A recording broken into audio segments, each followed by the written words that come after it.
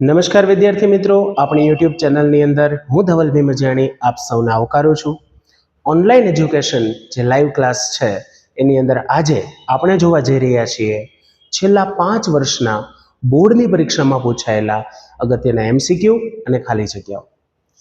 વિદ્યાર્થી મિત્રો, આપણું જે ધોરણ 10નો વિજ્ઞાન વિષય છે એની અંદર કુલ 1 થી 13 ચેપ્ટર છે અને એની અંદરથી જે પ્રકરણના સીધા જ પ્રશ્નો બોર્ડની પરીક્ષામાં આવી ચૂક્યા છે હેતુલક્ષી પ્રશ્નોના સ્વરૂપમાં, એ હેતુલક્ષી પ્રશ્નો પૈકી ખાલી જગ્યા અને MCQ આજે આપણે સોલ્વ કરવા જઈ રહ્યા છીએ. ફરી વખત સુપર 50 ક્વેશ્ચન સાથે આજે આપણે મળ્યા છીએ અને આ 50 પ્રશ્નો છે એ આપણે આજના લેક્ચરમાં સોલ્વ કરીશું. ફરી વખત આપ સૌને નમ્ર અનુરોધ છે કે જેમ તમને અગાઉ કહેવામાં આવેલું કે લેક્ચર કેવી રીતે એટેન્ડ કરવો જોઈએ, તો એના માટે સરસ મજાના ઇયરબડ્સ અથવા હેન્ડ્સ ફ્રી કે હેડફોન જે તમારી પાસે ઉપલબ્ધ હોય તે સાથે સાથે નોટબુક અને બોલપેન લઈને બેસી જાઓ. બની શકે આ પ્રશ્નો તમારા માટે ઘણા નવા હોય, કારણ કે અમુક એવા પણ ચેપ્ટર્સ છે કે જે ચાલ્યા નથી, છતાં તેના પ્રશ્નોનો સમાવેશ આપણે આ લેક્ચરમાં કરેલો છે, કારણ કે આ પ્રશ્નો અગત્યના ખૂબ છે. આ પ્રશ્નોની જે ઇમ્પોર્ટન્સ છે એ બોર્ડની પરીક્ષા માટે ખૂબ વધારે છે. એટલા માટે આજે જે કંઈ પણ આપણે આજના લેક્ચરમાં શીખીશું તેની દરેક બાબતોની ઝીણવટભરી નોંધ તમારે કરતું જવાનું છે અને જે કંઈ પણ અહીંયાથી સમજાવવામાં આવે એ બધી જ બાબતોને શાંતિપૂર્વક સાંભળી, સમજી, નોટ ડાઉન કરી અને ત્યારબાદ રિવિઝન કરીને યાદ રાખવાની છે. તો વિદ્યાર્થી મિત્રો, ચાલો ભણવાનું શરૂ કરીએ. આજના જે પ્રશ્નો છે એ GSEB એટલે કે ગુજરાત સેકન્ડરી એજ્યુકેશન બોર્ડ એના જે 5 વર્ષના PYQ એટલે કે પ્રીવિયસ યર્સ ક્વેશ્ચન્સ એમાંથી લેવામાં આવ્યા છે. તો એમાંનો સૌથી પહેલો પ્રશ્ન જે આપણે જોઈએ તો આ પ્રશ્નની અંદર ચેપ્ટર નંબર 10 માનવ આંખ અને રંગબેરંગી દુનિયા આ પ્રકરણનો આ MCQ છે. પ્રશ્ન એવો છે કે સામાન્ય દ્રષ્ટિ ધરાવતી જે વ્યક્તિ હોય, સામાન્ય દ્રષ્ટિ ધરાવતી વ્યક્તિ એટલે શું? તો કે જે વ્યક્તિની આંખમાં કોઈ પ્રકારની ખામી ન હોય. ઘણા વ્યક્તિઓ એવા હોય કે જેમને નજીકની વસ્તુ સ્પષ્ટ ન દેખાતી હોય, ઘણા વ્યક્તિ એવા હોય કે જેમને દૂરની વસ્તુ સ્પષ્ટ ન દેખાતી હોય, પરંતુ હું અહીંયા જે વાત કરું છું એવા વ્યક્તિની વાત કરું છું કે જેની દ્રષ્ટિ સામાન્ય છે, અર્થાત એને કાં તો લઘુ દ્રષ્ટિની ખામી અથવા તો ગુરુ દ્રષ્ટિની ખામી, બેમાંથી એક પણ ખામી નથી. તો આ પ્રકારના વ્યક્તિ માટેનો આ પ્રશ્ન છે. એવો એક યુવાન છે, એ અલગ દ્રષ્ટિનું ઓછામાં ઓછું કેટલું અંતર છે એ જોઈ શકે છે. અહીંયા પ્રશ્ન એવો છે કે જેને લઘુ દ્રષ્ટિની ખામી નથી, ગુરુ દ્રષ્ટિની ખામી નથી, આવા વ્યક્તિને નજીકમાં નજીકનું કેટલા દૂર સુધીનું સ્પષ્ટ દેખાય. અહીંયા એક નવો શબ્દ પણ તમે વાપરી શકો. આ અંતરને તમે નજીક બિંદુ તરીકે પણ ઓળખી શકો. અહીંયા એવું લખ્યું છે ઓછામાં ઓછું અંતર, એટલે આંખથી નજીકમાં નજીકનું કેટલું એવું અંતર છે જે વ્યક્તિ સ્પષ્ટપણે જોઈ શકે. તમને એવો અનુભવ હશે કે કોઈ વસ્તુને આપણે આંખથી ખૂબ નજીક લાવીએ ત્યારે આપણને જોવામાં તકલીફ પડે છે, પણ આપણે એવા ડિસ્ટન્સની વાત કરવાની છે કે જે ડિસ્ટન્સ સુધી તમે વસ્તુને લાવશો તો તમને સ્પષ્ટપણે દેખાશે. એવું નાનામાં નાનું અંતર કયું? જેને આપણે નામ આપીએ છીએ નજીક બિંદુ. અને આ કેવા વ્યક્તિની વાત છે? તો કે જેને આંખની કોઈ દ્રષ્ટિની ખામી નથી. આ પ્રશ્ન બાળકો ખૂબ અગત્યનો છે. 3 વખત બોર્ડની એક્ઝામમાં આ પ્રશ્ન પૂછાઈ ચૂક્યો છે. તો અહીંયા જે સામાન્ય દ્રષ્ટિ ધરાવતા યુવાન છે એના માટે ઓછામાં ઓછું એવું અંતર કે જે નજીકમાં આપણને સ્પષ્ટ દેખાય તે અંતર કયું? તો તેનો જવાબ આવશે બાળકો 25 સેન્ટીમીટર. જે સામાન્ય દ્રષ્ટિ ધરાવે છે એવા વ્યક્તિ માટે નજીક બિંદુનું માપ 25 સેન્ટીમીટર હોય છે. ઘણી વખત કન્ફ્યુઝ કરવા માટે પાછળનો એકમ ફેરવી શકે. જો પરીક્ષામાં એકમ ફેરવીને આપેલો હોય તો તમે 0.25 મીટર જવાબ પણ પસંદ કરી શકો, કારણ કે 25 સેમી કયો કે 0.25 મીટર કયો બે સેમ છે.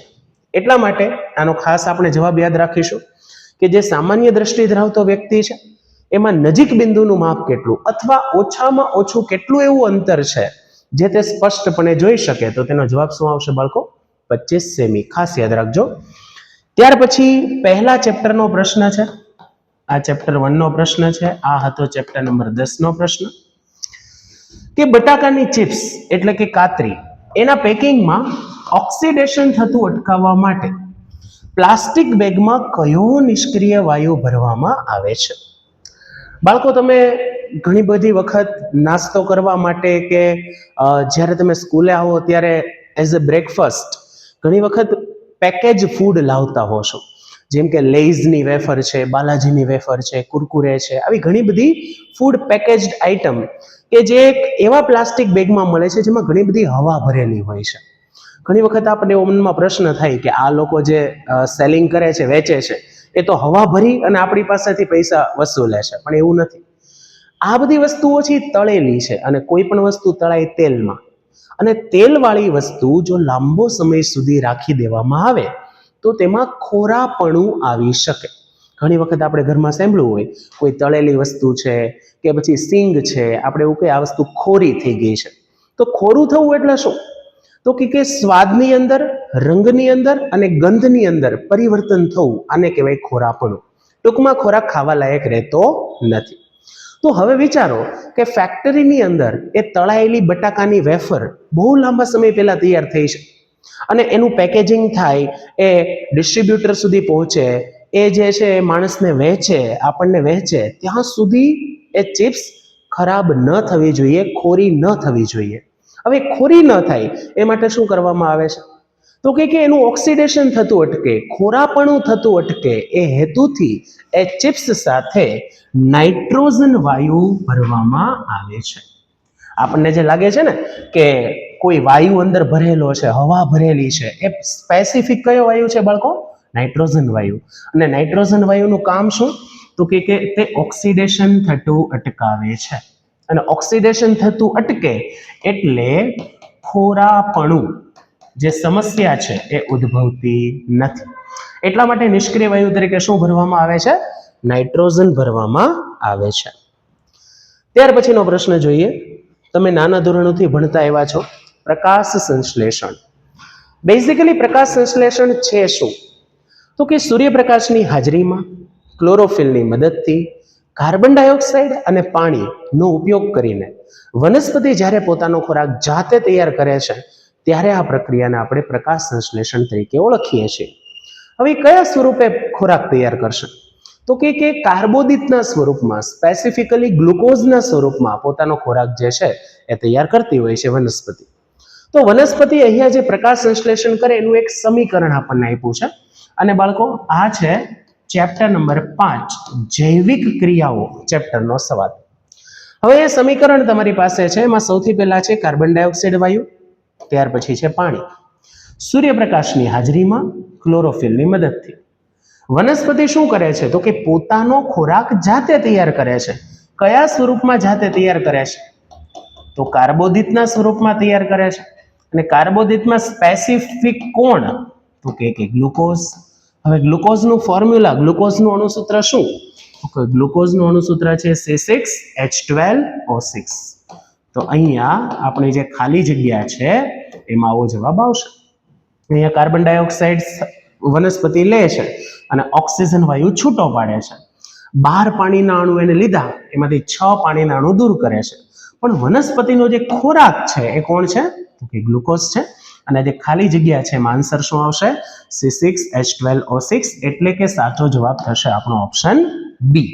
તો આ એક પ્રકાશ સંશ્લેષણની ક્રિયાનું રાસાયણિક સમીકરણ છે જે આપણે જોયું. ત્યાર પછીના પ્રશ્નમાં આગળ વધીએ. આ પ્રશ્ન પણ ખૂબ વારંવાર પૂછાતો પ્રશ્ન છે, બધાએ ખાસ ધ્યાન આપવું. Chapter number 4. ચેપ્ટર નંબર 4 ની અંદર આ પ્રશ્ન આવે છે કે બ્યુટેનોન 4 કાર્બન ધરાવતું સંયોજન છે, તો તેમાં કયો ક્રિયાશીલ સમૂહ હાજર હોય છે? હવે તમે નામને થોડું જુઓ તો નામ છે બ્યુટેનોન.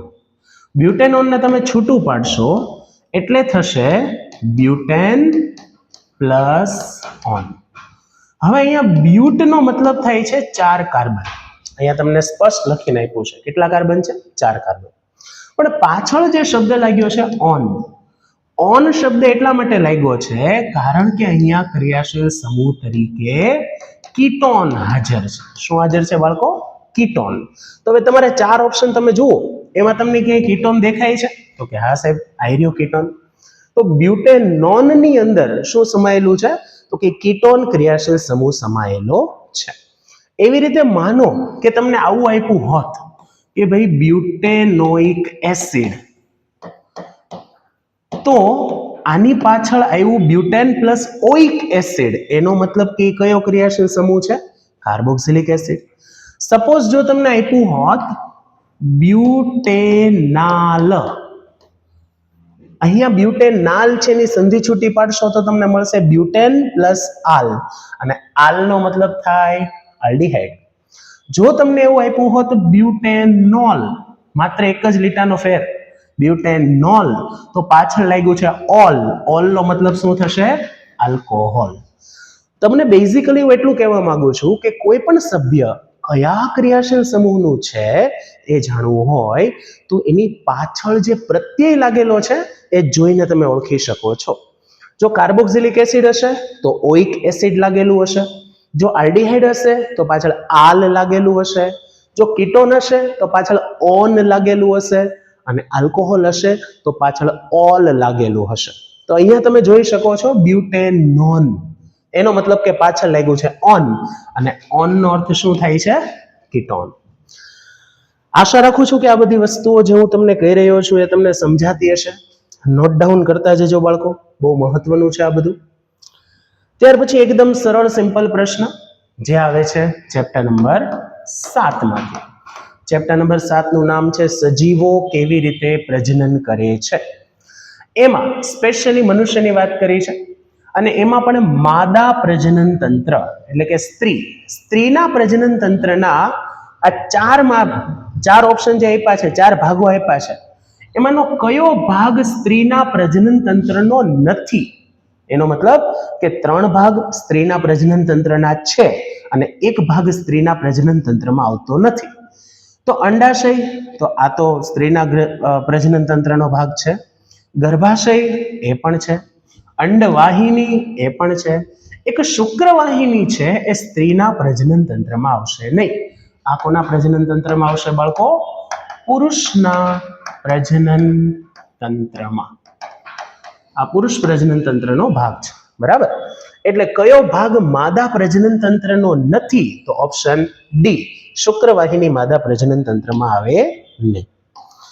ત્યાર પછીનો પ્રશ્ન જે આવે છે ફરી વખત ચેપ્ટર નંબર 10 માંથી. ચેપ્ટર નંબર 10 નું નામ છે માનવ આંખ અને રંગબેરંગી દુનિયા. જેમાંનો એક પ્રશ્ન છે કે તારાઓના ટમટમવાની જે ઘટના છે, આપણે જોયું હશે રાત્રે ઉનાળાની અંદર ટેરેસ ઉપર આપણે સૂતા હોઈએ અને આપણી આંખો ખુલ્લી હોય તો સ્વચ્છ આકાશની અંદર ટ્વિંકલિંગ સ્ટાર્સ એટલે કે ટમટમતા તારાઓ આપણને જોવા મળે. તો એ તારાઓ ટમટમે છે, એની પાછળ કઈ પ્રકાશીય ઘટના જવાબદાર છે? તો એની પાછળ જે પ્રકાશીય ઘટના જવાબદાર છે એનું નામ છે બાળકો વાતાવરણીય વક્રીભવન. ખાસ યાદ રાખજો, મોસ્ટ આઈએમપી એમસીક્યુ, તારાના ટમટમવા માટે શું જવાબદાર છે? વાતાવરણીય વક્રીભવન નામની ઘટના જવાબદાર છે. આફ્ટર ધેટ ત્યાર પછીનો પ્રશ્ન જોઈએ. મનુષ્યની અંદર જે મૂત્રપિંડ છે બાળકો, ગુજરાતીમાં કદાચ ન ખબર પડે મૂત્રપિંડ, તો મૂત્રપિંડને આપણે કિડની કહીએ. શું કહીએ? કિડની. યાદ હશે તમને આઈફોન, કિડની કનેક્શન સમજતા હશો તમે. તો મનુષ્યમાં મૂત્રપિંડ એ કયા તંત્ર સાથે સંકળાયેલો ભાગ છે? તો સીધી વાત છે, મૂત્રપિંડમાં શેનું નિર્માણ થાય? તો કે યુરિન. યુરિન એટલે કે મૂત્ર, કે જેનું આપણે શું કરવાનું હોય છે? ઉત્સર્જન. તો એટલા માટે આપણે કહી શકીએ કે મૂત્રપિંડ એ કયા તંત્રનો ભાગ છે? તો કે ઉત્સર્જન તંત્રનો ભાગ છે, બરાબર. ઉત્સર્જન તંત્રમાં બીજું શું આવે એ પણ તમને કહી દઉં. સૌથી મુખ્ય આવે છે મૂત્રપિંડ, ત્યાર પછી આવે છે મૂત્રવાહિની, ત્યાર પછી આવશે મૂત્રાશય, અને છેલ્લે આવશે મૂત્રમાર્ગ. આ 4 ભાગો આવે. કયા તંત્રની વાત કરું છું? ઉત્સર્જન તંત્ર, એક્સક્રેટરી સિસ્ટમ, બરાબર.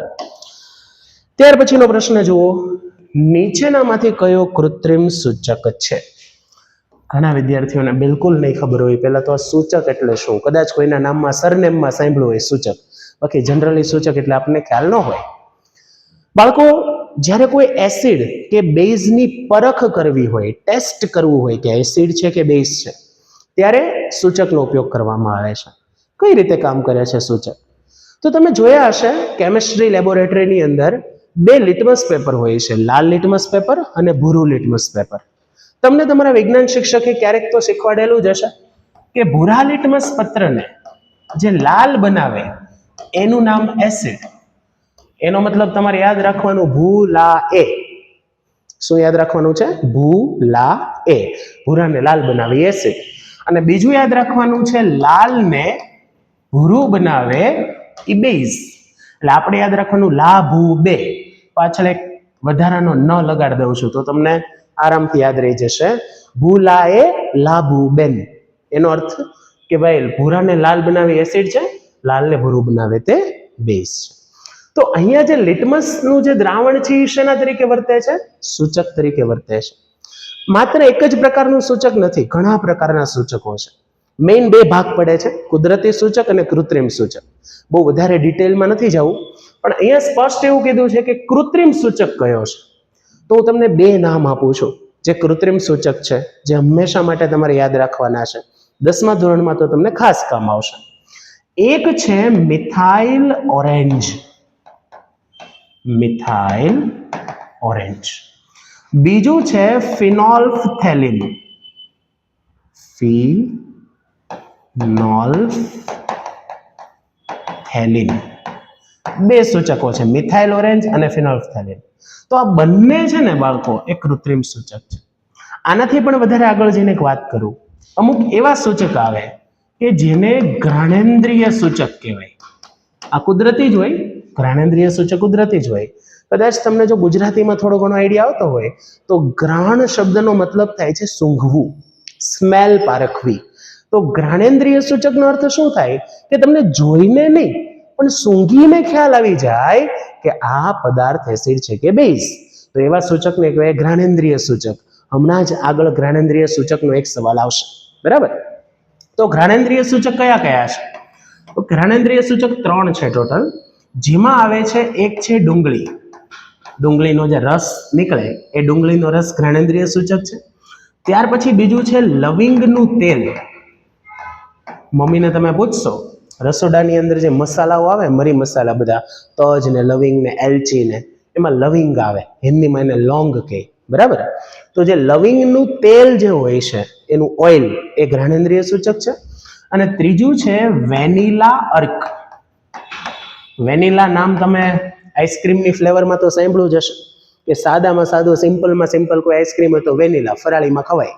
પણ વેનીલા ખરેખર એક છોડનું નામ છે, એક પ્લાન્ટ છે વેનીલા. અને એની અંદરથી જે એસેન્સ કાઢવામાં આવે છે, એની અંદરથી જે રસ કાઢવામાં આવે છે, અર્ક તૈયાર કરવામાં આવે છે, એનું નામ છે વેનીલા અર્ક. વેનીલા ખરેખર એક ફ્લેવર છે, પણ એની પહેલા એક વનસ્પતિનું નામ છે, બરાબર? તો આ 3 સૂચક, ડુંગળી, લવિંગનું તેલ અને વેનીલા અર્ક, આ 3 કેવા સૂચક છે? ઘ્રાણેન્દ્રિય સૂચક. ત્યાર પછી કૃત્રિમ સૂચક કયા કયા? જે માણસે બનાવ્યા છે, પ્રયોગશાળામાં બનાવ્યા છે, એમાં કોણ આવશે? મિથાઇલ ઓરેન્જ અને ફિનોલ્ફથેલિન. કુદરતી સૂચકની અંદર ઘણા બધા છે. જે લિટમસના દ્રાવણો છે એ કુદરતી છે. હાઇડ્રાન્જિયા, પેટુનિયા, જીરાનિયમ, લાલ કોબીજના પાન, હળદર, આ બધા કુદરતી સૂચકો છે. એના વિશે એટલું બધું નથી પૂછાતું. આ બે વસ્તુઓ વિશે વધારે પ્રશ્નો પૂછાય છે. યાદ રાખજો કે ઘ્રાણેન્દ્રિય સૂચકમાં સમાવેશ થશે ડુંગળી, લવિંગનું તેલ, વેનીલા અર્ક. અને કૃત્રિમ સૂચકોની વાત આવશે તો મિથાઇલ ઓરેન્જ અને ફિનોલ્ફથેલિનનો સમાવેશ થાય છે. વાંચો તમારો પ્રશ્ન અને મેળવો જવાબ. કૃત્રિમ સૂચક પૂછ્યો છે તો પહેલો જ ઓપ્શન શું છે તમારી પાસે? ફિનોલ્ફથેલિન. લિટમસનું દ્રાવણ હળદર એ તો કુદરતી સૂચકો છે. ડુંગળી એ તો ભાઈ ઘ્રાણેન્દ્રિય સૂચક છે. આપણને શું પૂછ્યું છે અહીંયા? કૃત્રિમ. તો આપણે બે ફિકર કયો જવાબ આપી દેશું? ફિનોલ્ફથેલિન. ત્યાર પછી આગળ વધીએ. બહુ મહત્વનો પ્રશ્ન જે આવે છે ચેપ્ટર નંબર 6 માંથી. ચેપ્ટર 6 છે આપણું સજીવોમાં નિયંત્રણ અને સંકલન.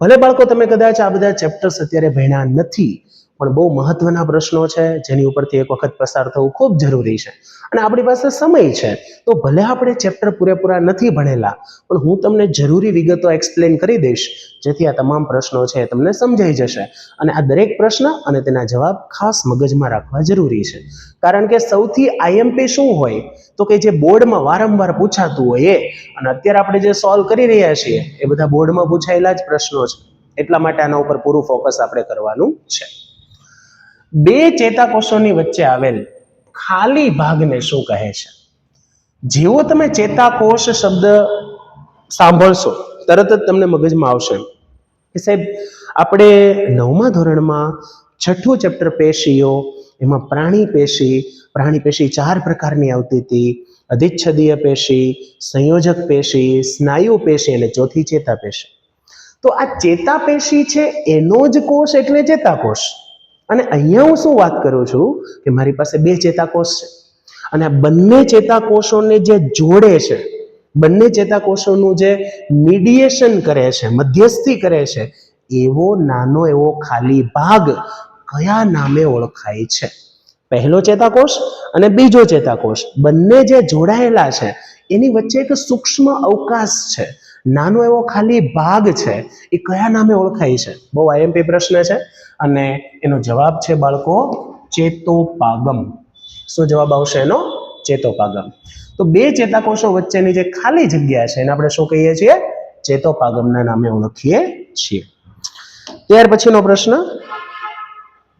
જે આવે છે ચેપ્ટર નંબર 12 માંથી ચેપ્ટર નંબર 12 જેનું નામ છે વિદ્યુત પ્રવાહની ચુંબકીય અસરો ચલો શોર્ટ સર્કિટ જ્યારે થાય પહેલા તો શોર્ટ સર્કિટ એટલે આપણને શું મગજમાં આવે કે આપણે ક્યારેક અડીએ અને આપણને શોક લાગે એને શોર્ટ સર્કિટ કહેવાય બિલકુલ ખોટી વાત છે એને શોર્ટ સર્કિટ કહેવાતું નથી આપણને જે ઝટકો લાગે છે વીજળીના સંપર્કમાં આવવાથી આપણે જે શોક અનુભવીએ છીએ એને શોર્ટ નથી કહેવાતો ઇટ ઇઝ શોક શોક એટલે ઝટકો બરાબર અહીંયા જે વાત થાય છે એ છે શોર્ટ સર્કિટ અને સર્કિટનો અર્થ થાય વિદ્યુત પરિપથ અને શોર્ટ એટલે કે ટૂંકું થવું વિદ્યુત પરિપથ જ્યારે શોર્ટ થઈ જાય ટૂંકો થઈ જાય ત્યારે આપણે એને બોલીએ શોર્ટ સર્કિટ અને શોર્ટ સર્કિટ થાય ત્યારે કઈ ઘટના બને તો સીધો અને પહેલો જવાબ કે વિદ્યુત પ્રવાહનું મૂલ્ય એકાએક ખૂબ વધી જાય જ્યારે પણ શોર્ટ સર્કિટ થશે ત્યારે પહેલું રિઝલ્ટ શું આવશે તો કે પરિપથમાં જેટલો વિદ્યુત પ્રવાહ વહેતો હતો એનું અમાઉન્ટ એનું જે મૂલ્ય છે એ ખૂબ વધી જશે એકાએક વધી જશે જેને ઓવરલોડિંગ તરીકે ઓળખવામાં આવે છે આપણે જ્યારે 12મો પાઠ ભણશું ત્યારે બધી વસ્તુ ડિટેલમાં આપણે જોવાના છીએ પણ ઓવરલોડિંગ એ શોર્ટ સર્કિટની ઇફેક્ટ છે બરાબર તો એટલા માટે શોર્ટ સર્કિટ વખતે સર્કિટમાં વિદ્યુત પ્રવાહ શું થાય છે તો કે એનો જવાબ આવશે ખૂબ જ વધી જાય છે સતત વધતો જ જાય છે વિદ્યુત પ્રવાહ વધતો રહેશે તો આ છે બાળકો શોર્ટ સર્કિટનું પરિણામ ત્યાર પછી 5મો પાઠ જૈવિક ક્રિયાઓ એમાંથી સાવ સિમ્પલ પ્રશ્ન તમને આવડી જ જાય એવો ઈઝી પ્રશ્ન છે કે વનસ્પતિઓમાં જે જલવાહક પેશી છે ફરીથી આપણને લાઈટ થાય કે સાહેબ ફરી વખત ધોરણ 9 ચેપ્ટર નંબર 6 વનસ્પતિ પેશીઓમાં બે પ્રકાર પડે છે એક છે વર્ધનશીલ પેશી બીજી છે સ્થાયી પેશી સ્થાયી પેશીના બે પ્રકાર પડે છે સરળ સ્થાયી પેશી અને જટિલ સ્થાયી પેશી જટિલ સ્થાયી પેશીના બે પ્રકાર પડે છે જલવાહક અને અન્નવાહક તો અહીંયા વાત કરી છે જલવાહક પેશીની એ કયા કાર્ય માટે જવાબદાર છે શું ફંક્શન છે એનું કયું કામ કરશે જલવાહક પેશી તો જલવાહક પેશીનું કામ સીધું અને સિમ્પલ પાણીનું વહન કરવાનું છે જલ એટલે પાણી વાહક એટલે વહન કરે પાણીનું વહન કરતી પેશી જલવાહક પેશી જો ખોરાકના વહનની વાત આવે એમિનો એસિડના વહનની વાત આવે ઓક્સિજનના વહનની વાત આવે તો એમિનો એસિડ અને ખોરાક આ બંનેનું વહન અન્નવાહક પેશી કરે છે ઓક્સિજનના વહન માટે તો વાયુરંધ્ર નામની રચના હોય છે વનસ્પતિના શરીરમાં પણ મેઇન ખોરાક અને એમિનો એસિડ એમનું વહન અન્નવાહક કરે અને પાણીના વહન સાથે કોણ જવાબદાર છે જલવાહક પેશી બહુ સિમ્પલ પ્રશ્ન છે બાળકો આફ્ટર ધેટ ત્યાર પછીનો પ્રશ્ન છે કે જે સંતરા હોય છે જેને આપણે ફ્રૂટ તરીકે ખાતા હોઈએ, એમાં કયો એસિડ રહેલો છે? હું બાળકો માત્ર તમને સંતરાની વાત નહીં કરું, હવે જે હું વાત કરવા જઈ રહ્યો છું MCQ નો ખજાનો છે. તમે મારી સાથે અહીંયા પૂરેપૂરું ધ્યાન આપજો. ધ્યાન આપીને હું જે કંઈ પણ ડિટેલ કહું એ શાંતિથી સમજજો અને નોંધી લેજો. હું અહીંયા એક શોર્ટ કોડ વર્ડ લખું છું, જેમાં આવે છે એવી, લિનાસા, આટા, ઓટા, છાલે, મેમ, લાફો. હવે તમને એમ થશે કે સાહેબ આ હું લખી નાખ્યું, તમે કઈ ખબર જ નથી પડતી. સમજાવું તમને.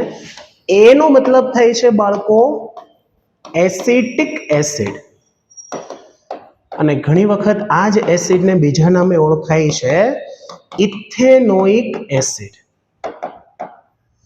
અને પાછળ વી લખ્યો છે, તો વી નો અર્થ થાય છે વિનેગર. વિનેગર એટલે કે ખોરાકની અંદર સ્વાદિષ્ટ ખટાશ ઉત્પન્ન કરવા માટે વપરાતું લિક્વિડ. તમે ક્યારેક ચાઇનીઝ ખાવા ગયા હો, મંચુરિયન ખાવા ગયા હો, નૂડલ્સ ખાવા ગયા હો, પંજાબી ખાવા ગયા હો, ત્યારે આવું એક નાનું એવું પેકેટ આપે, અને એની અંદર કેમ આપણે શેમ્પૂનું પેકેટ આવે એવું જ એક પેકેટ, અને એમાં ખાટું ખાટું એકદમ રંગવિહીન પ્રવાહી હોય, ખાટી વાસ હોય, ખાટો સ્વાદ હોય, એને વિનેગર કહેવાય.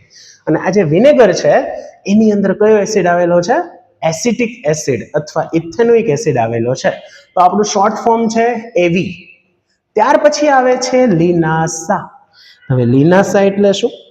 તો કે લી એટલે લીંબુ, ના એટલે કે નારંગી. લીંબુ, નારંગી, એની અંદર કયો એસિડ રહેલો છે? તો એની અંદર બાળકો સાઇટ્રિક એસિડ રહેલો છે. કયો એસિડ રહેલો છે? Citric acid. નામ યાદ રાખજો.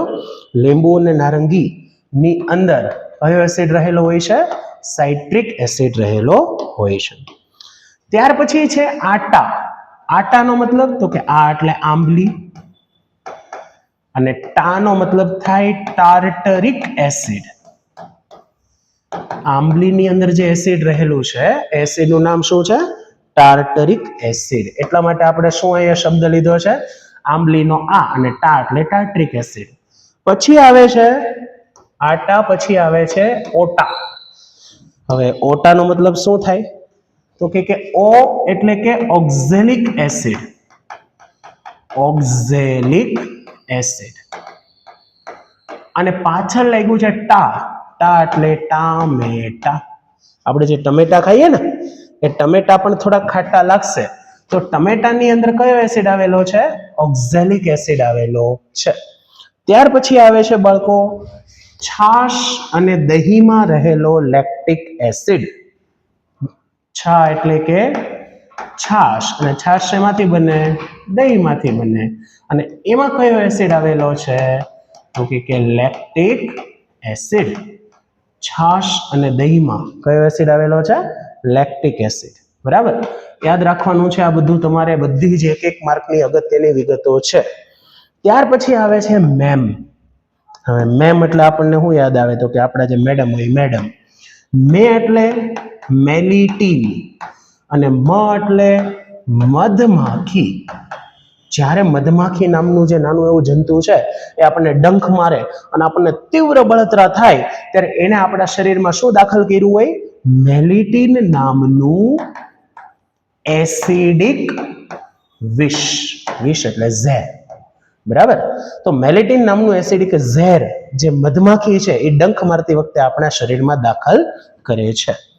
ત્યાર પછી આવે છે બાળકો મેલિટીન, જે એસિડિક વિષ છે, જે ક્યાં આવેલું છે? મધમાખીના ડંખમાં. ત્યાર પછી છે લાફો. હવે લાફો ઉપરથી આપણને એમ કે ઝાપટ યાદ આવે. લા એટલે બાળકો લાલ કીડી.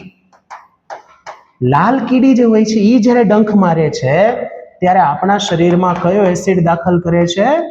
ફોર્મિક એસિડ દાખલ કરે છે. કયો એસિડ દાખલ કરે છે? Formic acid. અને ફોર્મિક એસિડ નું જ બીજું નામ છે મિથેનોઇક એસિડ.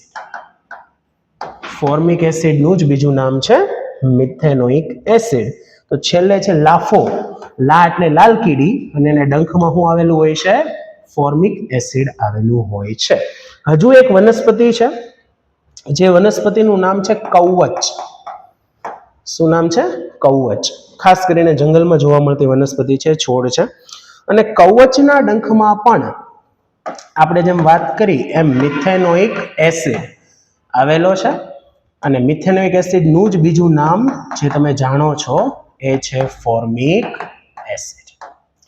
તો આ જેટલું મેં બોર્ડ ઉપર લખેલું છે, કવચના ડંખમાં મિથેનોઇક એસિડ અથવા ફોર્મિક એસિડ, મેલિટિન મધમાખીના ડંખની અંદર, લાલ કીડીના ડંખમાં ફોર્મિક એસિડ, ત્યાર પછી એસિટિક એસિડ વિનેગારની અંદર, લીંબુ નારંગીમાં સાઇટ્રિક એસિડ, આંબલીમાં ટાર્ટરિક એસિડ, ઓક્ઝેલિક એસિડ ટમેટાની અંદર છે, છાશ અને દહીંમાં લેક્ટિક એસિડ. આ બધું જ એક એક માર્કની વિગત તમારી પરીક્ષા માટે મહત્વની છે. તો ખાસ નોટ ડાઉન કરી લેવું અને આ બધી જ વસ્તુઓ છે ને તમારી બુકમાં લખી લેવી અને પાકી કરવી.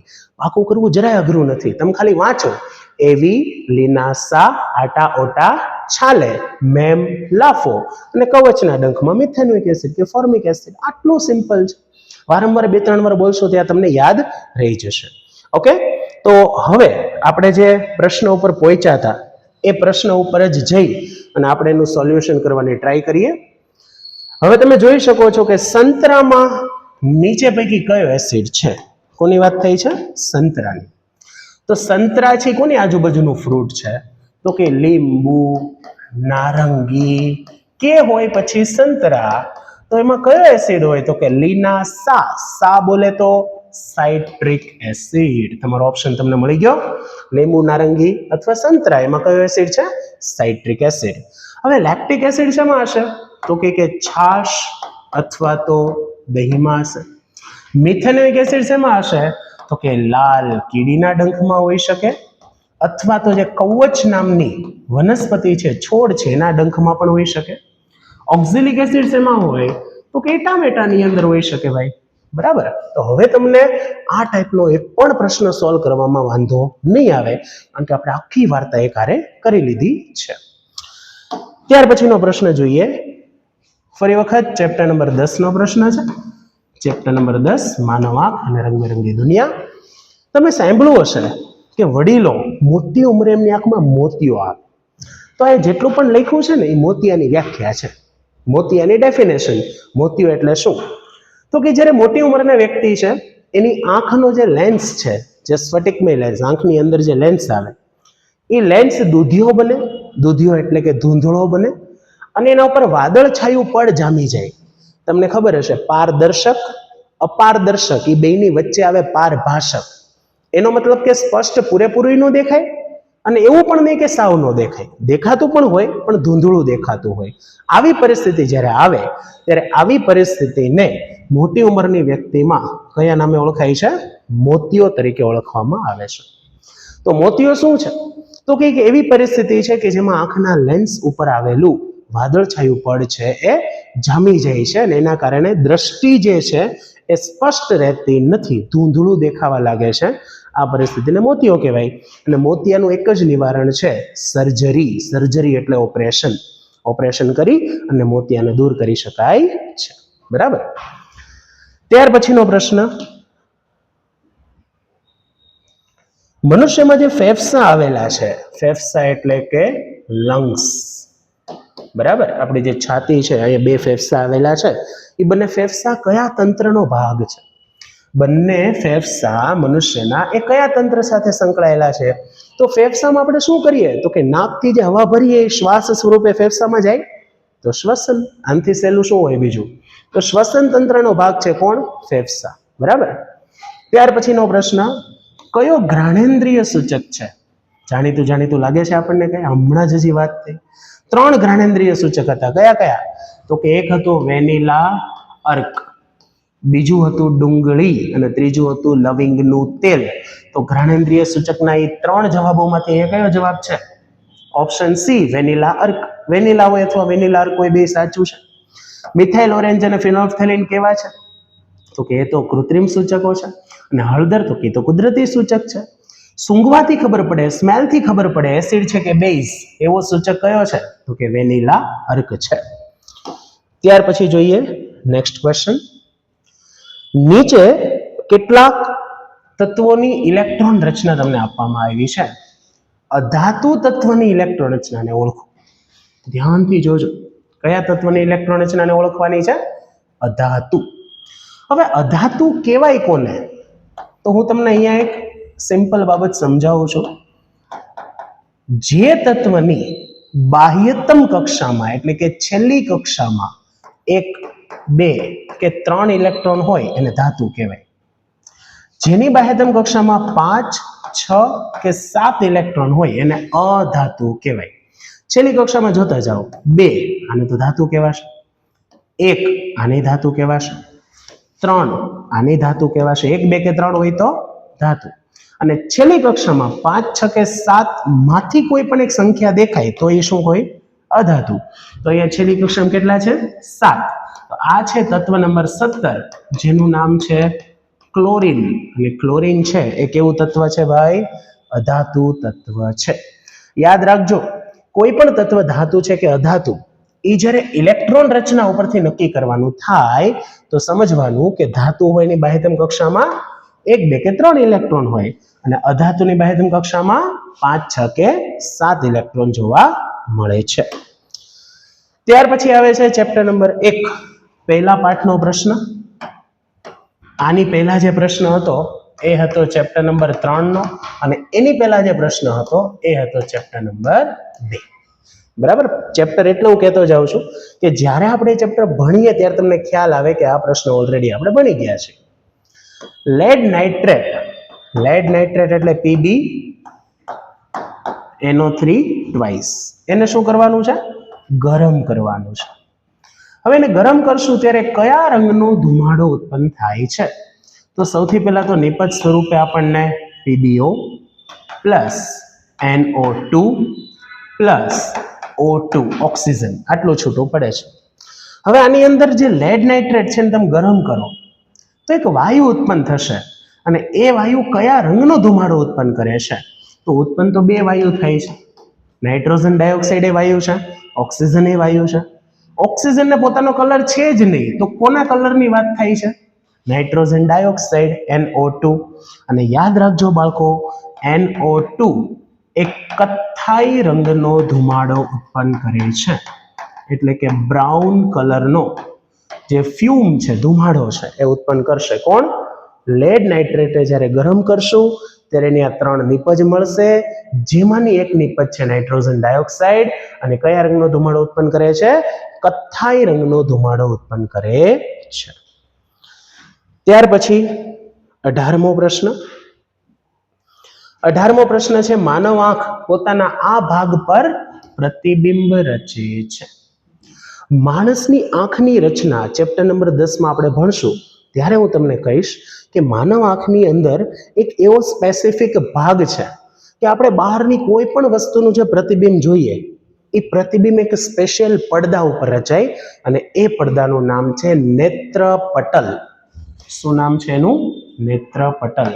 નેત્ર એટલે કે આંખ, અને પટલ, પટલ એટલે પડદો, આંખનો પડદો, નેત્રપટલ. ઘણી વખત આનું ઇંગ્લિશ નામ પણ આપેલું હોય છે અને બહુ પ્રચલિત નામ છે, રેટિના. તો નેત્રપટલ બોલે કે રેટિના બોલે, બે સેમ છે. બરાબર, તો રેટિના કે નેત્રપટલ કે ત્યાં આંખના જે વસ્તુ જે જોવાની છે એ વસ્તુનું પ્રતિબિંબ આંખના પડદા ઉપર રચાય છે, અને એનું નામ છે નેત્રપટલ અથવા રેટિના. માછલીનું હૃદય કેટલા ખંડોનું બનેલું છે, તો માછલીનું હૃદય માત્ર 2 જ ખંડોનું બનેલું છે. એક ખંડ છે જેનું નામ છે કર્ણક, અને એક ખંડ છે જેનું નામ છે ક્ષેપક. ઉપરનો ખંડ કર્ણક, નીચેનો ખંડ ક્ષેપક, ટોટલ 2 ખંડ. મત્સ્ય અથવા માછલીનું હૃદય 2 ખંડોનું બનેલું હોય છે. તો મનુષ્યનું હૃદય કેટલા ખંડોનું, તો કે 4 ખંડોનું બનેલું છે. ત્યાર પછી એક દ્રાવણ ભૂરા લિટમસ પત્રને લાલ બનાવે છે. હમણાં જ આપણે વાત કરી ભૂ લા એ, એનો મતલબ કે ભૂરાને લાલ બનાવી કોણ હોય, એસિડ.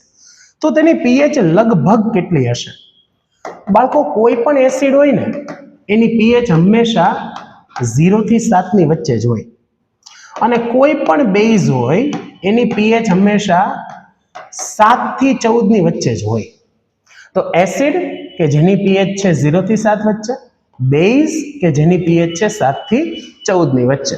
તો અહીંયા તમારે જોવાનું છે કે ભૂરા લિટમસ પત્રને જેને લાલ બનાવ્યું એ કોણ હોય? એસિડ. અને એસિડની પીએચ 0 થી 7 વચ્ચે. તો એવો ઓપ્શન તમને કયો દેખાય છે? એ, જેમાં જવાબ આપ્યો છે 3. 7 એસિડ નો કહેવાય, બેઝ નો કહેવાય, 7 ને તટસ્થ કહેવાય.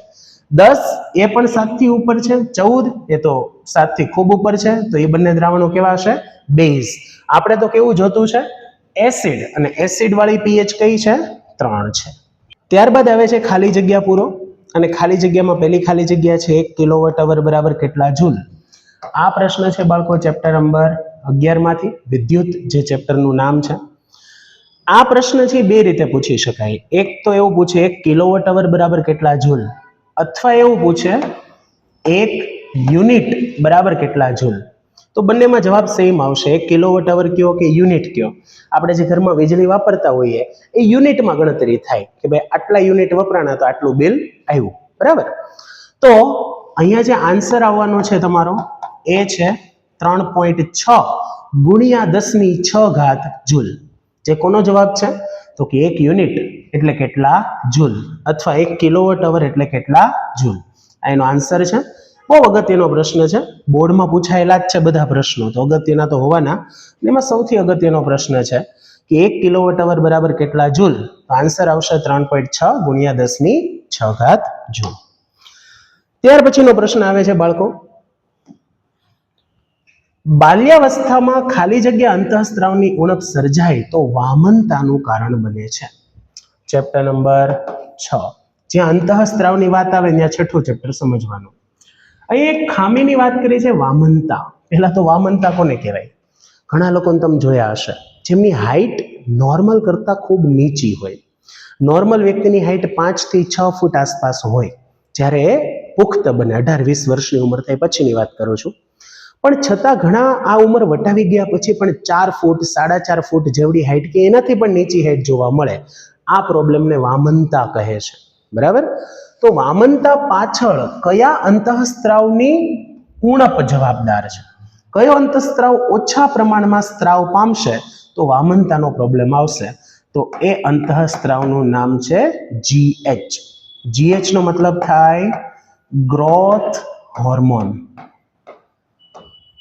અને ગ્રોથ હોર્મોનને ગુજરાતીમાં આ લોકો કહે છે વૃદ્ધિ અંતઃસ્ત્રાવ. તો ત્રણેય વસ્તુ એકની એક જ છે, કઈ નવું જૂનું નથી આમાં.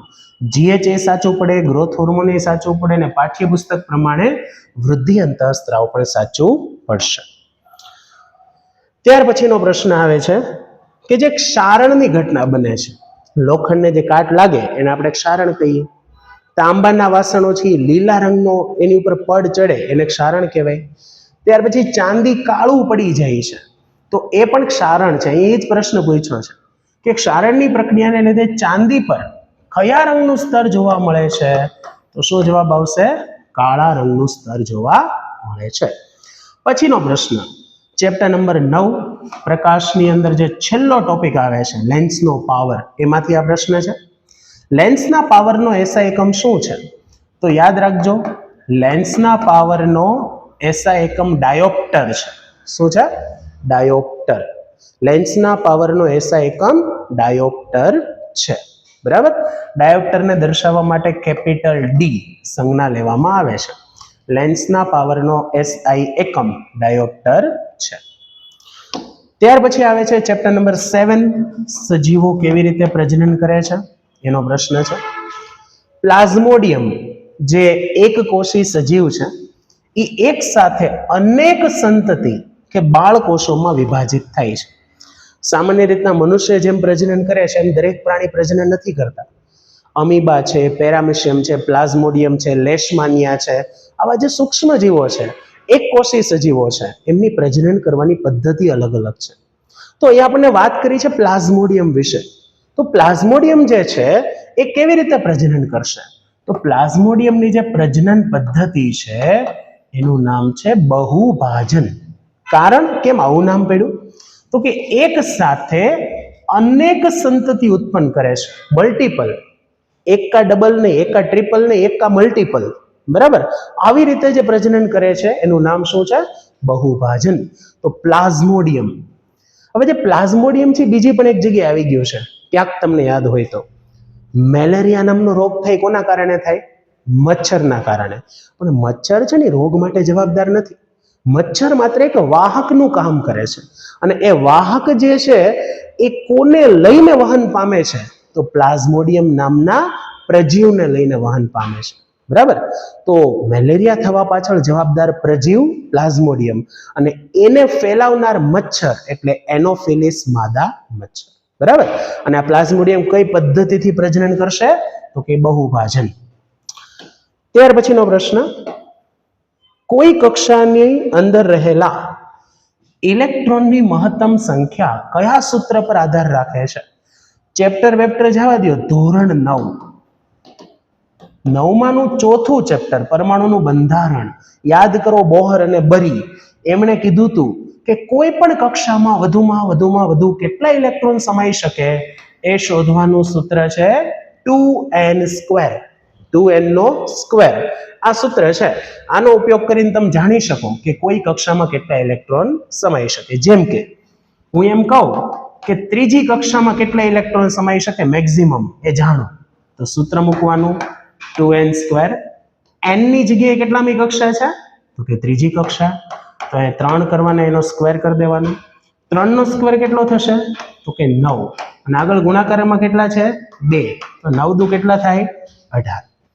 એવી રીતે તમે કોઈ પણ કક્ષામાં વધુ કેટલા ઇલેક્ટ્રોન સમાઈ શકે એ તમે શોધી શકો છો. તો સિમ્પલ એકદમ પ્રશ્ન હતો ધોરણ 9માંથી. આ પ્રશ્ન પણ બોર્ડમાં પૂછાણો છે, તમે વિચાર કરો. તો જરૂરી નથી કે તમને એવું જ બધું અઘરું પૂછાય. આવા સહેલા સિમ્પલ પ્રશ્ન પણ પૂછી શકાય. શ્વેત પ્રકાશનું પ્રિઝમ વડે ઘટક રંગોમાં વિભાજન થતા વર્ણપટમાં કયો રંગ સૌથી નીચે જોવા મળે છે? બાળકો, તમે આકાશની અંદર મેઘધનુષ્યની રચના તો જોઈ જ હશે, જેમાં જાની, વાલી, પીનારા 7 રંગો જોઈ અને આનંદ માણ્યો હશે. પણ અહીંયા જે વાત થાય છે એ કુદરતી રીતે પ્રકાશના વિભાજનની વાત નથી થતી. કૃત્રિમ રીતે પ્રકાશનું વિભાજન કેવી રીતે થાય એની વાત ચાલે છે. તો એક કાચનો પ્રિઝમ નામનો એક પદાર્થ આવે છે. પ્રિઝમમાં તમે એક સાઈડથી શ્વેત પ્રકાશ એક નિશ્ચિત ખૂણે આપાત કરો એટલે બીજી સાઈડથી એના 7 ઘટક રંગો છૂટા પડેલા તમને જોવા મળે. આ વાત સૌ પ્રથમ વખત ન્યૂટને આપણને કીધી હતી કે શ્વેત પ્રકાશ 7 ઘટક રંગોનો બનેલો છે. શ્વેત પ્રકાશમાંથી 7 ઘટક રંગો છૂટા પાડી શકાય છે. આ વાત સૌ પ્રથમ સર આઇઝેક ન્યૂટને જણાવી હતી. હવે જો તમે પ્રિઝમ વડે શ્વેત પ્રકાશનું વિભાજન કરો અને જે 7 ઘટક રંગ તમને જોવા મળે એમાંથી સૌથી નીચે કયો કલર હશે અને સૌથી ઉપર કયો કલર હશે એ આપણે જાણવું છે. તો યાદ રાખવું બાળકો કે સૌથી નીચે જાંબલી, પછી નીલો, ત્યાર પછી વાદળી, ત્યાર પછી લીલો, પછી પીળો, ઉપર નારંગી અને સૌથી ઉપર રાતો એટલે લાલ. તો તમારે નીચેથી ઉપર જવાનું છે અને જાનીવાલી પીનારા લખવાનું છે. સૌથી લાસ્ટમાં જે કલર આવશે એ જાંબલી, એની પહેલા નીલો, એની પહેલા લીલો, વાદળી, લીલો, પીળો, નારંગી અને સૌથી ઉપર રાત. તો એ શું પૂછ્યું છે તમને? તો કે સૌથી નીચે જોવા મળતો રંગ કયો રંગ આવશે બાળકો? જાંબલી કલર આવશે. બરાબર, વાયોલેટ તમે કહી શકો એને. ત્યાર પછીનો પ્રશ્ન, આયોડિન જે ખોરાકની અંદર આયોડિનનો ઉપયોગ થવો જોઈએ એ જો પૂરતી માત્રામાં ન થાય, તેની ઉણપ રહી જાય તો એનાથી કયો રોગ થાય છે? તો એ રોગનું નામ છે ગોઈટર. ઘણી વખત જોયું હશે ઘણા લોકોની ગરદન બહુ ફૂલી ગઈ હોય વધારે પડતી. ટેલિવિઝનમાં તમે એડ જોયું હોય કે આયોડિન યુક્ત મીઠાનો જ આહારમાં ઉપયોગ કરવો કારણ કે એના વગર ગોઈટર થઈ જાય છે. તો આયોડિનની ઉણપથી કયો રોગ થાય છે?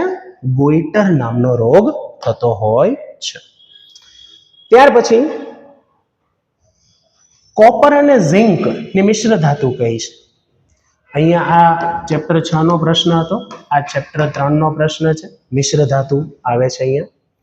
કોપર અને ઝિંક આની મિશ્ર ધાતુ કઈ? તો જવાબ આવશે બાળકો પિત્તળ. શું જવાબ આવશે? પિત્તળ. કારણ કે સિમ્પલ ફોર્મ્યુલા છે, તમારે શું યાદ રાખવાનું છે?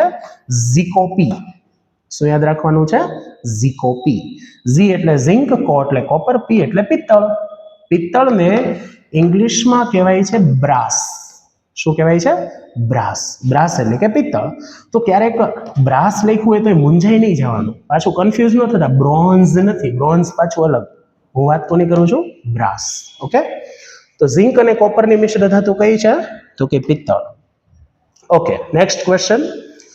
પિતૃઓના લક્ષણો ખાલી જગ્યામાંથી પ્રાપ્ત થઈ સંતતિમાં ઉતરી આવે છે. હવે પિતૃ જુઓ એટલે આપણે યાદ આવી જાય, જય પિતૃદેવ, જય પિતૃદેવ. ભાઈ જે ગુજરી ગયા એ પિતૃની વાત નથી થતી. હું મારા માટે જો વાત કરું તો મારા પિતૃ કોણ? તો કે મારા મમ્મી અને મારા પપ્પા, એ મારા પિતૃઓ કહેવાય. અને હું તો કે હું એમના માટે સંતતિ કહેવાઉં.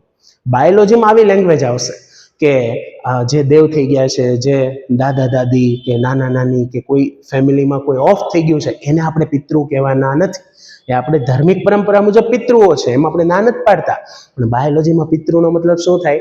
તો કે આપણા સગા મમ્મી ને પપ્પા, સગા જ હોય, એને આપણે પિતૃ તરીકે ઓળખીએ છીએ. અને સંતતિ એટલે આપણે પોતે. બરાબર? તો પિતૃના લક્ષણો સંતતિમાં ઉતરી આવે કોના મારફતે? તો એનો જવાબ છે જનીન. પિતૃમાં રહેલા લક્ષણો સંતતિમાં, મારા મમ્મી પપ્પાના લક્ષણો મારામાં આવ્યા તો કોની મારફતે આવ્યા? તો જવાબ આવશે જનીન. બરાબર? ઘણી વખત જનીનની બદલે ડીએનએ ઓપ્શન આપ્યો હોય તો ડીએનએ પણ સાચો જવાબ જ આવશે. ઘણી વખત રંગસૂત્ર ઓપ્શન આપ્યો હોય તો રંગસૂત્ર સાચું પડશે. એનું કારણ તમને કહું કે રંગસૂત્રમાં હોય ડીએનએ અને ડીએનએ ની અંદર હોય જનીન. તો ત્રણે એકનું એક જ છે. જનીન કોની અંદર છે? તો કે ડીએનએ ની અંદર છે. ડીએનએ કોની અંદર છે? તો કે રંગસૂત્રની અંદર છે. તો આપણા પિતૃઓ એટલે કે મમ્મી પપ્પા આપણને શું આપે છે? તો કે રંગસૂત્રો આપે છે, જેની અંદર ઓલરેડી ડીએનએ હોય છે, જેની અંદર ઓલરેડી જનીન છે. તો એમના મારફતે મમ્મી પપ્પાના લક્ષણો સંતાનમાં, સંતતિમાં ઉતરી આવતા હોય છે. તો આપણો રાઈટ આન્સર આવશે જનીન. બરાબર છે? ત્યાર પછીનો પ્રશ્ન જોઈએ બાળકો. ચેપ્ટર નંબર 5, બેઠી વ્યાખ્યા. કઈ જાજુ સમજાવવાનું નથી મારે આમાં તમને. વનસ્પતિ એક પ્રકાશ સંશ્લેષણની ક્રિયા કરે, એનાથી જે ખોરાક બનાવે એની નીપજ, અને એ ખોરાકનું વહન અન્નવાહક પેશી દ્વારા કરે, એ ક્રિયાનું નામ શું? ફરીવાર બોલું છું પ્રશ્ન. વનસ્પતિ પ્રકાશ સંશ્લેષણ કરે, પ્રકાશ સંશ્લેષણથી ખોરાક બનાવે, નીપજ બનાવે, એ નીપજનું વહન અન્નવાહક પેશી દ્વારા કરે, એ વહનની જે પ્રક્રિયા છે કયા નામે ઓળખાય છે? તો એનો આન્સર આવશે સ્થળાંતરણ. શું જવાબ આવશે બાળકો? સ્થળાંતરણ. બરાબર? સ્થળાંતરણને લીધે વનસ્પતિની અન્નવાહક પેશી એક ભાગમાંથી બીજા ભાગમાં ખોરાક, ગ્લુકોઝ, સુક્રોઝ, એમિનો એસિડ, અંતઃસ્ત્રાવો, આ બધી જ વસ્તુઓનું વહન એક જગ્યાએથી બીજી જગ્યાએ કરે છે. બરાબર છે? આવી વાત છે. પ્રોસ્ટેટ ગ્રંથિ એ કયા તંત્રનું અંગ છે? તો સિમ્પલ જવાબ છે મનુષ્યની અંદર ખાસ કરીને નર માનવ પ્રજનન તંત્ર. કારણ કે પ્રોસ્ટેટ ગ્રંથિ જે હોય છે એ પુરુષમાં જ હોય છે, કોઈ દી સ્ત્રીમાં હોતી નથી. અને ઉત્સર્જન તંત્રમાં તો બિલકુલ નથી હોતી. એટલા માટે અહીંયા જવાબ આવશે નર માનવ પ્રજનન તંત્ર. ચાલો રિપીટ ક્વેશ્ચન. મારે કદાચ જવાબ નહીં આપવો પડે, તમે જ સમજી જશો, કારણ કે આગળ મેં કન્સેપ્ટ આખો તમને શીખવાડી દીધો છે. ઘ્રાણેન્દ્રિય સૂચક કોણ છે? શું ફિનોલ્ફથેલિન છે? તો કે ના, એ તો કૃત્રિમ સૂચક છે. શું હળદર છે? ના, એ તો કુદરતી સૂચક છે. હા, લવિંગનું તેલ કીધું તું સાહેબે. તો લવિંગનું તેલ છે એ કેવો સૂચક કહેવાય છે? ઘ્રાણેન્દ્રિય સૂચક. પછીનો પ્રશ્ન, સિન્નાબાર. હવે આ નામ સાંભળીને ખબર નહીં તમને શું વિચાર આવતો હોય, પણ આ એક ખનીજનું નામ છે. પૃથ્વીના પેટાળમાંથી પ્રાપ્ત થતી એક ખનીજ છે, અને એ ખનીજનું નામ છે સિન્નાબાર. અને સિન્નાબાર જે છે એનું અણુસૂત્ર થાય HGS. ગુજરાતીમાં ને વચાય મર્ક્યુરી સલ્ફાઇડ. મર્ક્યુરી સલ્ફાઇડ એટલે HGS. HGS એટલે સિન્નાબાર. મોસ્ટ એમપી પ્રશ્ન છે. ત્યાર પછી હજી આવી એક ખનીજ આવે છે જેનું નામ છે ગેલિના. ગેલિના એટલે શું? તો કે PBS. બરાબર? હજી એક આવી ખનીજ આવે છે જેનું નામ છે ઝિંક બ્લેન્ડ, અને ઝિંક બ્લેન્ડ નું અણુસૂત્ર છે ZNS. તો આ બધું યાદ રાખવું ભાઈ. સિન્નાબાર એટલે HGS, ગેલિના એટલે PBS, ઝિંક બ્લેન્ડ એટલે ZNS. આ બધી ઇન્ફોર્મેટિવ વસ્તુઓ છે, પરીક્ષામાં પૂછાવા લાયક વસ્તુઓ છે. ચલો 35મો પ્રશ્ન આપણે પહોંચી ગયા છીએ. લેન્સનું સૂત્ર એટલે શું? 1/v માઇનસ 1/u બરાબર 1/f. આ લેન્સનું સૂત્ર છે. જો હું માઇનસની બદલે વચ્ચે પ્લસ કરી નાખું તો એ લેન્સની બદલે અરીસાનું સૂત્ર બની જાય. લેન્સ હોય તો વચ્ચે માઇનસ આવે, અરીસો હોય તો વચ્ચે પ્લસ આવે. હવે તમે એક વસ્તુ ધ્યાનથી ઓબ્ઝર્વ કરો, ઓપ્શન જુઓ, કન્ફ્યુઝ કરે એવા ઓપ્શન છે. સાહેબ તમે તો કહેતા હતા ને માઇનસ હોય એટલે લેન્સનું સૂત્રમાં તો બે જગ્યાએ માઇનસ આવ્યા, પ્લસ વાળું તો અરીસાનું સૂત્ર એ તો આવશે જ નહીં. તો કયું પસંદ કરવાનું? તો કે પહેલા આવવો જોઈએ v, પછી આવવો જોઈએ u અને છેલ્લે આવવો જોઈએ f. 1/v માઇનસ 1/u બરાબર 1/f. અહીં ઊંધું છે, પહેલા u ના ચાલે, v પછી ના ચાલે, પહેલા v પછી u ને છેલ્લે f. આ થઈ ગયું લેન્સનું સૂત્ર. યાદ રાખજો આ બાબત, નહીતર કન્ફ્યુઝ થશો. કયું પ્રાણી પોતાનું લિંગ બદલી શકે છે? સામાન્ય રીતના પ્રાણીઓ જ્યારે જન્મ લે છે ત્યારે જ નક્કી હોય છે કે આ પુલ્લિંગ છે કે સ્ત્રીલિંગ, આ નર છે કે માદા. પણ કુદરતે ઘણી ઘણી અજાયબીઓ બનાવી છે. એમાંનું એક એવું પ્રાણી છે જે પોતાના જીવનકાળ દરમિયાન પુલ્લિંગમાંથી સ્ત્રીલિંગ કે સ્ત્રીલિંગમાંથી પુલ્લિંગ પોતાની લિંગ બદલી શકે છે. અને એવું પ્રાણી છે બાળકો ગોકળ ગાય. જે આપણે બોલતા હોઈએ ને કે એટલે ભાઈ આ તું આટલો બધો ધીમો કેમ છો, કે ગોકળ ગાય જેટલું ધીમું કામ કરવાનું હોય. એ જ ગોકળ ગાય પાસે વિશિષ્ટતા છે કે પોતાની લિંગ બદલી શકે છે, નરમાંથી માદા, માદામાંથી નર થઈ શકે. અને એ જ ગોકળ ગાયને ઇંગ્લિશની અંદર કહેવામાં આવે છે સ્નેઇલ. એટલા માટે ગુજરાતી ઇંગ્લિશ બે યાદ રાખવું. સ્નેઇલ બોલે કે પછી ગોકળ ગાય બોલે એ પોતાનું લિંગ બદલી શકે છે. ચલો નેક્સ્ટ ક્વેશ્ચન. વિદ્યુત ચેપ્ટરનો પ્રશ્ન છે. આ જે હતો એ ચેપ્ટર નંબર 8નો પ્રશ્ન હતો. હવે આવે છે વિદ્યુતનો પ્રશ્ન. વિદ્યુત સ્થિતિમાનનો તફાવત એનો એસઆઈ એકમ કયા વૈજ્ઞાનિકના નામ પરથી રાખવામાં આવ્યો છે? પહેલા તો એસઆઈ એકમ શું છે ને હું તમને કહી દઉં. એકમ છે વોલ્ટ. હવે તમે ત્રણેય વૈજ્ઞાનિકના નામ જોઈ લો. કયા વૈજ્ઞાનિકના નામ સાથે વોલ્ટ મેચ કરે છે? આંદ્રે મેરી એમ્પિયર? તો કે બિલકુલ નહીં. એલેક્ઝાન્ડ્રો વોલ્ટા? હા, આ લાગે છે. George Simon ohm? ભાઈ આ નહીં. તો કયા વૈજ્ઞાનિક સાથે મેચ કરે છે? તો કે એલેક્ઝાન્ડ્રો વોલ્ટા. એટલા માટે વિદ્યુત સ્થિતિમાનના તફાવતનો એસઆઈ એકમ શું છે? એલેક્ઝાન્ડ્રો વોલ્ટાના નામ ઉપરથી વોલ્ટ એકમ આપવામાં આવ્યો છે. પૃથ્વીનો પોપડો ખનિજ સ્વરૂપે કેટલા ટકા કાર્બન ધરાવે છે? તો 0.02%. પૃથ્વીનો પોપડો એટલે પૃથ્વીનું જે ઉપરનું સ્તર છે એ ખનિજના સ્વરૂપમાં કેટલો કાર્બન ધરાવે છે? તો 0.02%. જો એવું પૂછ્યું હોત કે વાતાવરણમાં કેટલા ટકા કાર્બન ધરાવે છે તો જવાબ આવત 0.03%. બે વસ્તુઓ બહુ મહત્વની છે, આઈએમપી છે, યાદ રાખી લેજો. પૃથ્વીના પોપડામાં ખનિજ સ્વરૂપે પૂછે તો 0.02%, અને જો વાતાવરણમાં પૂછે તો 0.03%. ચેપ્ટર નંબર 4 કાર્બન અને તેના સંયોજનો.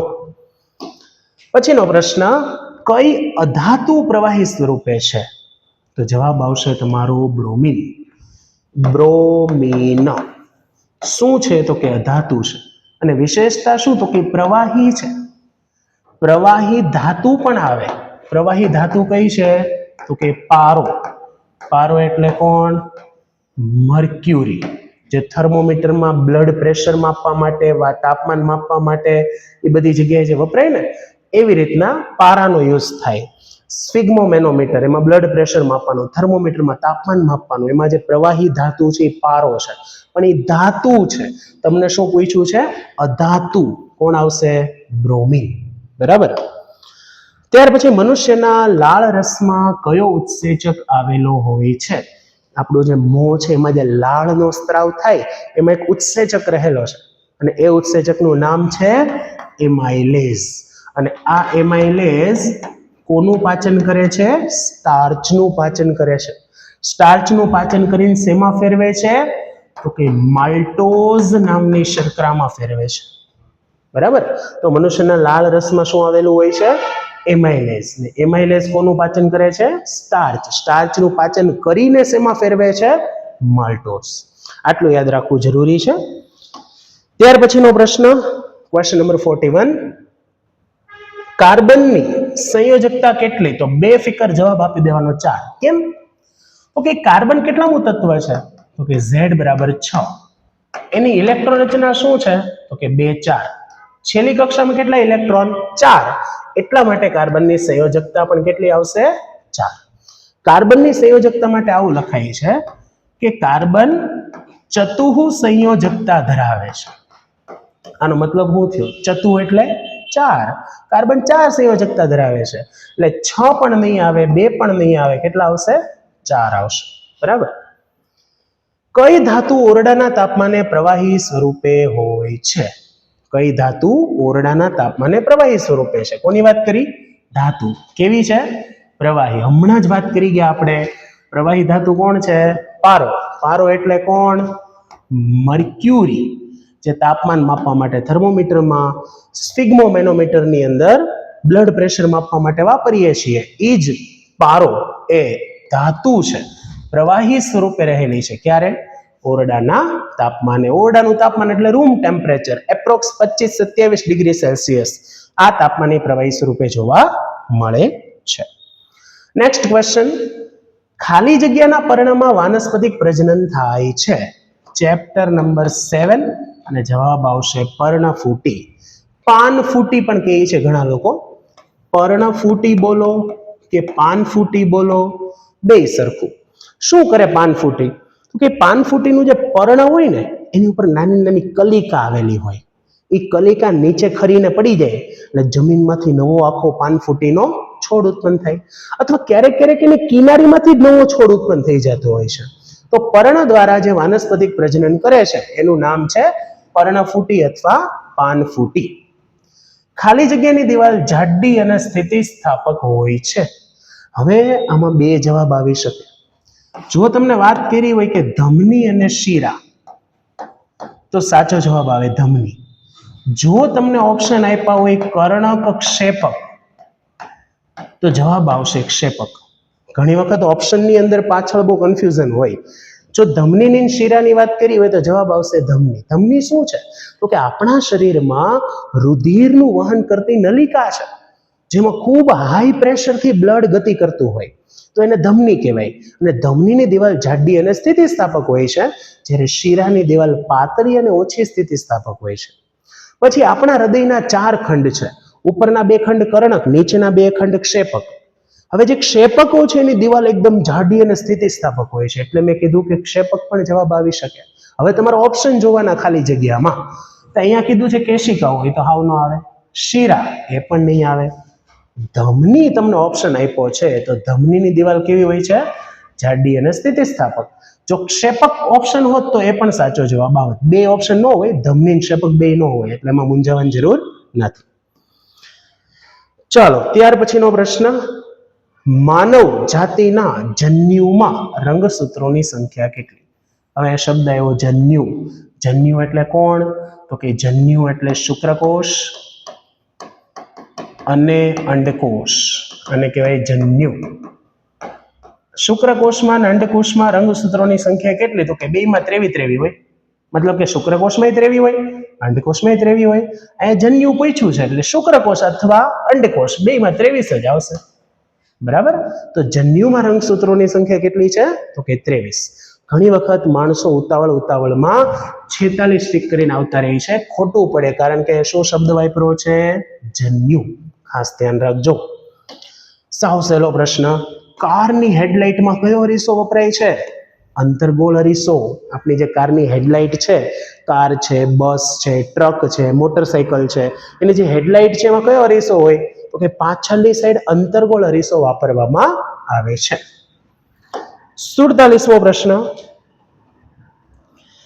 ખાલી જગ્યા તત્વની ઇલેક્ટ્રોનની રચના 2 8 2 છે. સરવાળો કરો. 2 ને 8 10, 10 ને 2 12. Z બરાબર 12 નંબરનું તત્વ કયું? તો એ તત્વ છે મેગ્નેશિયમ. તો કયા તત્વની ઇલેક્ટ્રોન રચના 2 8 2 છે? તો કે મેગ્નેશિયમ. આ બહુ મહત્વનો પ્રશ્ન છે. ચેપ્ટર નંબર 2 નો છે. બહુ અગત્યનો પ્રશ્ન. વનસ્પતિ તેલમાંથી વનસ્પતિ ઘી બનાવવા માટેની જે પ્રક્રિયા છે, એમાં ઉદ્દીપકનો ઉપયોગ થાય છે. કયા ઉદ્દીપકનો ઉપયોગ થાય છે? હજુ બાળકો તમે પહેલો પાઠ ભણશો ત્યાર પછી ઉદ્દીપક શું છે એ તમને વધારે ખ્યાલ આવશે. અહીંયા જે વાત કરી છે એનો જવાબ આપણે યાદ રાખીએ કે વનસ્પતિ તેલ પ્રક્રિયક છે, એમાંથી વનસ્પતિ ઘી નીપજ બનવાની છે. તો એ જે પ્રોસેસ થઈ એમાં કયો પદાર્થ છે એ ઉદ્દીપક તરીકે વપરાય છે? તો એનો જવાબ આવશે બાળકો નિકલ. કયો ઉદ્દીપક વપરાય છે? નિકલ ઉદ્દીપક. અને આ જે પ્રોસેસ છે એ પ્રોસેસનું નામ છે હાઇડ્રોજીનેશન. ઉદ્દીપક એટલે બેઝિકલી એવી વસ્તુ કે જે રાસાયણિક પ્રક્રિયા દરમિયાન રાસાયણિક પ્રક્રિયાનો વેગ વધારી દે, પ્રક્રિયાને સ્પીડ અપ કરે, જેની સ્પીડ વધારે પ્રક્રિયાની, એને ઉદ્દીપક કહેવાય. તો અહીંયા નિકલ છે એ ઉદ્દીપક તરીકે કામ કરે છે. આ પ્રોસેસ છે એને ફાસ્ટ કરશે, એ આ પ્રક્રિયાને ઝડપી બનાવશે. તો એવો પદાર્થ છે nickel. LPG liquefied petroleum gas, ઘરમાં વપરાતો રાંધણ ગેસ. તો આ જે રાંધણ ગેસ છે ઘરમાં વપરાતો, એનો મુખ્ય ઘટક કયો? એલપીજીમાં મેઇન અંદર કયો વાયુ ભરેલો હોય? તો કે એલપીજી ની અંદર મેઇન જે વાયુ ભરેલો છે એ કોણ છે? બ્યુટેન છે. કયો વાયુ ભરેલો છે? બ્યુટેન. તો આપણને પ્રશ્ન થાય, તો સાહેબ સીએનજી ની અંદર એકાદ વાયુ હશે ને? હોય જ. સીએનજી ની અંદર જે મુખ્ય વાયુ છે એ છે મિથેન. બેનું યાદ રાખજો. એલપીજી નો મુખ્ય ઘટક પૂછે તો બ્યુટેન, અને સીએનજી નો મુખ્ય ઘટક પૂછે તો મિથેન. ચલો બાળકો, આજના લેક્ચરનો લાસ્ટ ક્વેશ્ચન. પર્ણરંધ્ર ખુલવા બંધ થવાની ક્રિયાનું નિયમન કોણ કરે? પેલા તો તમને પર્ણરંધ્ર હું છે એ જ નહીં ખબર હોય, કહી દઉં તમને. વનસ્પતિનું જે પર્ણ છે એની સપાટી ઉપર આવેલા નાના નાના છિદ્રો કે જે બહારથી કાર્બન ડાયોક્સાઇડ લે છે, અંદરથી ઓક્સિજન બહાર મોકલે છે. રાત્રે ઊંધું થતું હોય, રાત્રે બહારથી ઓક્સિજન લઈ અંદરથી કાર્બન ડાયોક્સાઇડ બહાર મોકલે. ટૂંકમાં ઓક્સિજન અને કાર્બન ડાયોક્સાઇડ વાયુની વનસ્પતિના શરીરની બહાર અને અંદર આપલે કરતા જે નાના નાના છિદ્રો છે જે વનસ્પતિના પર્ણની સપાટી ઉપર, પ્રકાંડની સપાટી ઉપર જોવા મળે, આવા છિદ્રોને કહેવાય છે વાયુરંધ્ર. જો એ પર્ણની સપાટી ઉપર આવેલા હોય તો એને કહેવાય પર્ણરંધ્ર. રંધ્ર એટલે છિદ્ર, પર્ણની સપાટી પર આવેલું છિદ્ર, જેનું એક જ કામ છે વાયુઓની આપલે. બરાબર? તો પર્ણરંધ્ર છે એ ખુલે અને બંધ થાય, આ ક્રિયાનું નિયમન કયા કોષો કરે છે? જો હું તમને અહીંયા ડ્રો કરીને બતાવું છું. આ જે આખી રચના હું દોરું છું, આખું વાયુરંધ્ર મેં તમારી સામે દોરી નાખ્યું છે. આજુબાજુમાં જે કોષો મેં દોર્યા, આ વનસ્પતિના લાક્ષણિક વનસ્પતિ કોષો છે. વચ્ચે જે તમને આ બે રચનાઓ દેખાય છે, આ બંને કોષોનું નામ છે રક્ષક કોષો. અને વચ્ચોવચ્ચ જે તમને છિદ્ર દેખાય છે એ જ છિદ્રનું નામ વાયુરંધ્ર, અથવા જો એ પર્ણની સપાટી પર આવેલું હોય તો પર્ણરંધ્ર. તો પર્ણરંધ્રની આજુબાજુ પર્ણરંધ્રને ખોલવા અને બંધ થવા દેવાની ક્રિયાનું નિયમન કોણ કરશે? કયા કોષો કરશે? તો જવાબ શું આવવું જોઈએ બાળકો? તમારો રક્ષક કોષ. અને વચ્ચેનું છિદ્ર છે એને ખોલવું કે બંધ કરવું એ કયા કોષો કંટ્રોલ કરે છે? તો કે રક્ષક કોષો દ્વારા કંટ્રોલ કરવામાં આવે છે. તો વિદ્યાર્થી મિત્રો, અહીંયા તમારા 50 મોસ્ટ ઇમ્પોર્ટન્ટ ઓબ્જેક્ટિવ કે જે છેલ્લા 5 વર્ષની બોર્ડની પરીક્ષામાં પૂછાઈ ચૂક્યા છે એ પૂર્ણ થાય છે. આશા છે કે તમને આખા લેક્ચરની અંદર કોઈ પણ જગ્યાએ કંટાળો બિલકુલ નહીં આવ્યો હોય, અને આ લેક્ચરની અંદર જેટલી પણ વાતો મેં તમને કીધી છે અતિ અગત્યની છે, અતિ મહત્વની છે. મને આશા છે કે તમે નોટ ડાઉન કરી લીધું હશે. ન કર્યું હોય તો લેક્ચર છે ને રિવાઇન્ડ કરીને આગળ જાઓ. અગત્યની બાબતો મેં જે કંઈ પણ કીધી એ બધું જ બુકમાં નોટ ડાઉન કરો, પાકું કરો, યાદ રાખો.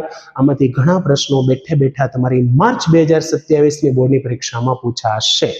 એટલા માટે કહું છું, અગત્યની વસ્તુઓ છે, ઇગ્નોર ન કરશો. આવી જ રીતે વેકેશન સમય દરમિયાન ભણતા રહો. જેટલો સમય તમારે એન્જોયમેન્ટની અંદર આપવાનો છે બેશક આપો, પણ બાકીના સમયની અંદર એને સ્ટડીની અંદર પણ યુટિલાઇઝ કરો. એવી શુભકામનાઓ, એવી તમને વિનંતી છે. ફરી વખત આગળના લેક્ચરમાં મળીએ છીએ કોઈ નવા ટોપિક સાથે. ત્યાં સુધી આવજો.